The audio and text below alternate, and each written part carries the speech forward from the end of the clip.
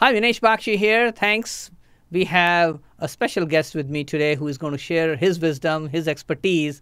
And frankly, I haven't known him for that long, but I know the system he follows. And I know for a fact that you'll get a lot of value from this conversation today.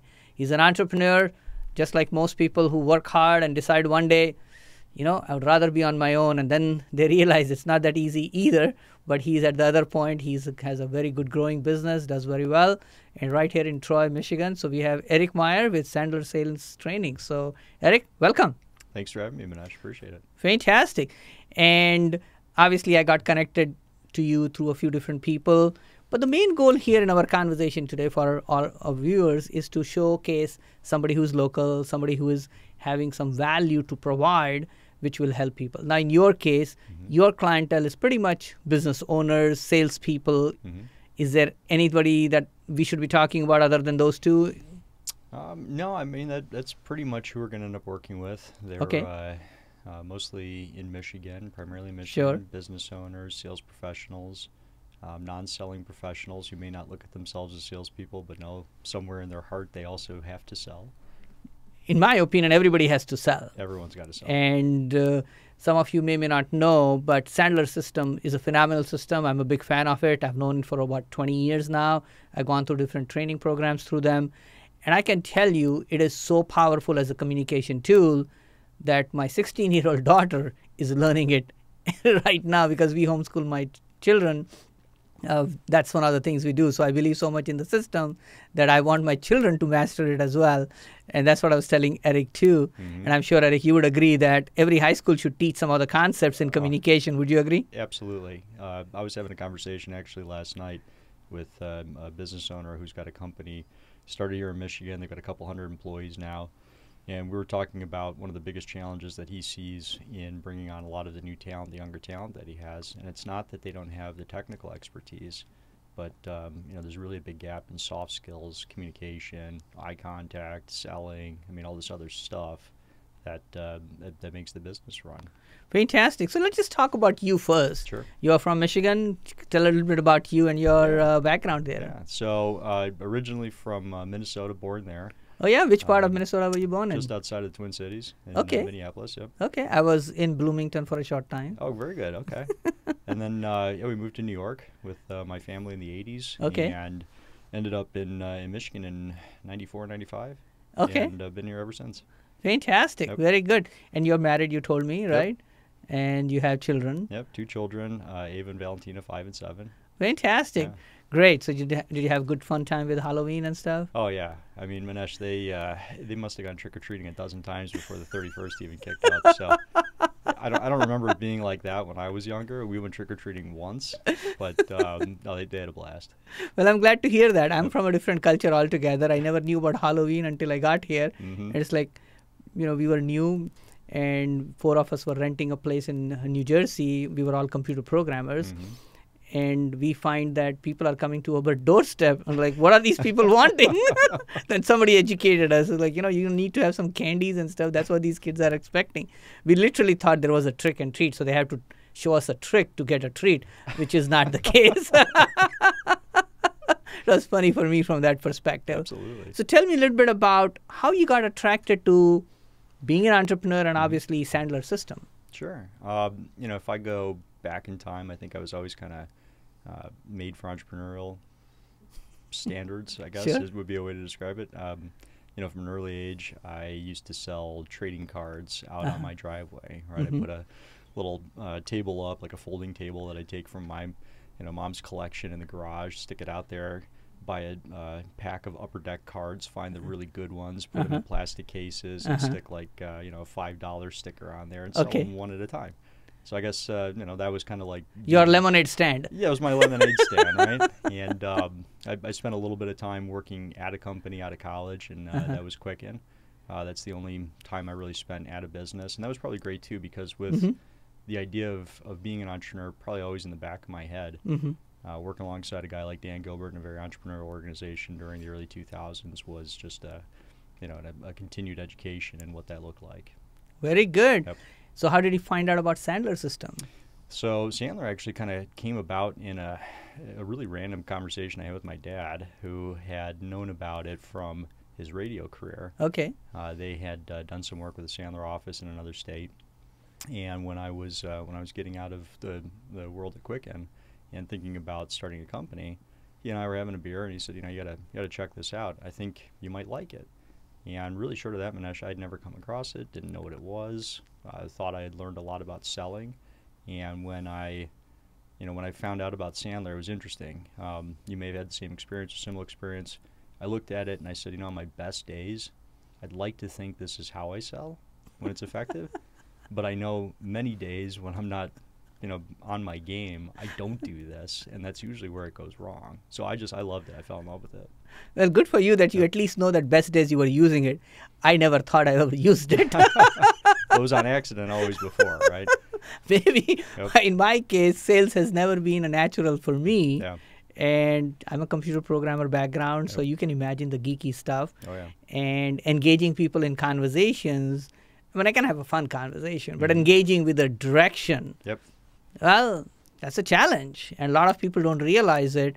We can have nice conversations with people about stuff, but if your goal is to direct the conversation in some way, you better know something like Sandler, because otherwise you'll just have a nice conversation and no result, and nobody wants to be a professional visitor, right? Yeah. And I've been guilty of that too many times, so I don't know about you. But no, absolutely. We talk about that a lot. We say it's sales broing, right? Where two people talk, and I say, hey, it's great to meet you. And you go, great to meet you too. And we go, well, great. And then nothing happens from it, and it's frustrating to watch happen. So Exactly. And I got introduced to Sandler through a couple of different people. One used to be an Ann Arbor franchisee, and once again, a few different times. And one of the parts about Sandler, which is very different, I think, compared to any other selling systems out there, is, frankly, if you just look at it from human interest perspective, human buying perspective, the philosophy that I like is everybody wants to buy, but nobody wants to be sold. Yep. And if I'm correct, that is the fundamental place in Sandler system. Would that be true? Yes. Right. So let me ask you a couple of questions. I mean, what is so different about Sandler that you feel other people are not doing? Well, I think if I maybe use the framework of new clients that we bring in Sure. to answer that one, Minesh. So, generally when we bring a new company in or individuals in, and they're looking to learn to do something different, what they typically don't like is the idea that they know that they feel like they're selling, and they don't like the feeling of trying to have to convince people to do stuff. That's a really tough career. If all you do every day is try to convince people to do things, you're going to be rejected pretty often. You have to work your butt off. It's tough, right? And I think a lot of people don't really like feeling like that anyway. No. Period. So what they know is what they don't like. What they don't know is how to do it differently. Correct. Right? And so we always like to say that our process, and we get a lot of the feedback early on from clients that this is the biggest challenge in learning our process, is that it makes sense. Logically, it's a very simple process, right? You know that. But the really difficult part is reworking the brain to become comfortable with it. Much of it sounds very counterintuitive. It is. And feels counterintuitive. It is. But that's what works. If you want results, Yep. even though it may not be natural to you how you do it currently, because the system that most people use, and I'm guilty of this pretty much all the time, Yep. is show up and throw up, right? Yep. It's like, I know my product, I know my presentation, I'll go do it. Then obviously somebody's going to buy, because if I have a product that enough people need, Yep. and I have enough passion, enthusiasm, and at least enough information to communicate, at some point somebody's going to say yes. It's just a matter of time. Yeah. Unfortunately, those random chances are not fun. And that's what we find a lot of times too. It's one of the hardest parts about learning a selling system, I think, is that winging it is a system, and if you work hard enough, people can make a good living doing that. Yes. You got to call enough people, you got to talk to enough people, you got to get in front of enough people. That is a sales system. It's just really, really hard, and in most cases harder than it needs to be. Yeah, and I think the basic part that you are telling me, and again, everybody needs to, you still have to go through numbers. Sandler doesn't mean everybody says yes. No. That's not the case. In fact, you're probably going to have more people tell you no than you've ever heard. Well, but in a way that you can handle it possibly. Right. But the main thing I think, which is really the point, is if you have a process which is more catering towards how people buy instead of how you want to sell, Yep. you have a leg up. Yes. And you are more prepared, Because one of the things which you and I know everybody talks about, I would like to improve my closing rate. The first thing is you got to be in front of enough people to close. But the second part, which I think is most people focus on overcoming objections and closing as the key part. And I think Andy McCready did a great video on this. I'm sure you know what I'm talking about. Is the closing happens much before you think it is happening. And if you can't find out the pain for the person, there is no point you're talking about closing because there may be no close anyway. So what are a couple of tips you can give to people in the last couple of minutes that we have here, that somebody who's watching this, somebody who's listening, somebody who's like, yeah, Minesh, I'm frustrated. What is one tip or a couple of tips you can give that they can at least start understanding, yeah, I see there's a different system and maybe it'll be more helpful for me? Yeah. One of the things that I think is pretty helpful, maybe in a good place to start, is understanding something that I call the adult learning model. And if you can picture like a 4-step process where you've got awareness is step 1, knowledge step 2, application step 3, and ownership step 4. Very often we have a tendency to race to step 2. So we go and we buy books, and we try to go to a seminar or two. We listen to a podcast. We might even listen into a show like this, which is great, adds value, but it's a lot of knowledge. Right? And then we try to take knowledge and apply it and then hope that that application becomes ownership. Well, step 1's awareness. So if there's anything I could suggest, it's, really dig deep and understand what you don't like and become comfortable with it. Most of the high-level professionals I've ever seen who do amazing things, whether they're entrepreneurs, sales professionals, etc., they're very fallible, right? They have an openness about talking about their pain. They're comfortable discussing with people their own pitfalls, and because of that, usually they get really good knowledge that they can accept and learn to apply because they understand what their problem is. So maybe the first step is, take a look in the mirror and say, where am I not perfect? Nobody is. And if you can become comfortable with it, you can become comfortable learning to do it differently. Very good point. And I think like you can't learn how to ride a bicycle at a seminar, right? So that's a good way to put it. And I think I call it what you call application. I call it as skill. And then last one I call is as habit, which is, I think, the ownership part. And once you have it as a habit, then the rest becomes much easier from that perspective.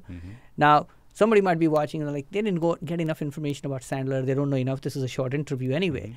So if somebody wants to know more about you, more about Sandler, more about getting in touch with you, can you just tell a little bit so people can know how to contact you? Well, I'd say call Minesh and ask him. Sure, absolutely. I'm not your Sandler trainer. He'll point you in the right direction. Yes, I will. But no, some of the ways that you can learn about what we do, probably the best one would be to come to an executive briefing.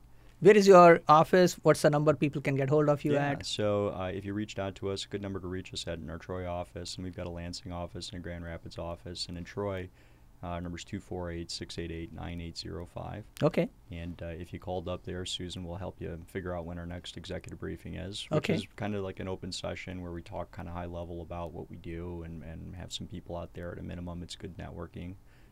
That'd be a great place to start in most cases. Well, I agree with you. And the minimum is the buyer-seller dance. I mean, once you at least see that how that plays out, you start feeling like, gosh, I'm being abused as a salesperson. I don't want to be in that place anymore. And that's, I think, where you and I start realizing maybe there is a better way than what I'm doing right now, because what I'm doing ends up in frustration a lot more times than I would really like to. And obviously, one of the tools is Mike Montague does a great podcast. I think it's a weekly podcast, right? He does. So it's called How to Succeed. And you can find it for free on iTunes and other places. 20, 30 minutes with an expert who teaches a little bit about Sandler, gives you a little bit of exposure. But the best way, obviously, is to go and learn how to master a skill, not just the knowledge, is to go to your office in Troy. And I think that will be a great way to do that. Any parting thoughts before we wrap up here?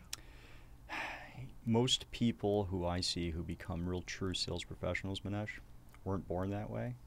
Don't necessarily see themselves conceptually that way. Correct. But can learn to do it as a professional. Interesting. And a professional trains hard. They study their craft. They practice. And I've seen some pretty amazing things happen to people that never looked in the mirror before we met them as a person who really could drive business in the way they learned to do it. I agree, and I think the two components I think are important, whether you learn Sandler or not. But if the two components are, the first one is you must have a passion for what you do. And number two, you should have an innate desire, inherent desire to help people. Yes. If you don't have those two, nothing is going to work anyway, in my mind. Absolutely. But those are good places to start, in my mind. Thanks again for watching. Erik, thanks for coming by. I know you're a busy man. You got a big business growing. You have Lansing, Grand Rapids, and Troy offices. So please take advantage of the executive briefing right here in Troy so you can go learn more about it. And if you're a salesperson, entrepreneur, I promise you, you'll walk away with at least one nugget that you can apply relatively quickly, in my opinion. Have a great day. Thanks for watching. Thanks, MInesh.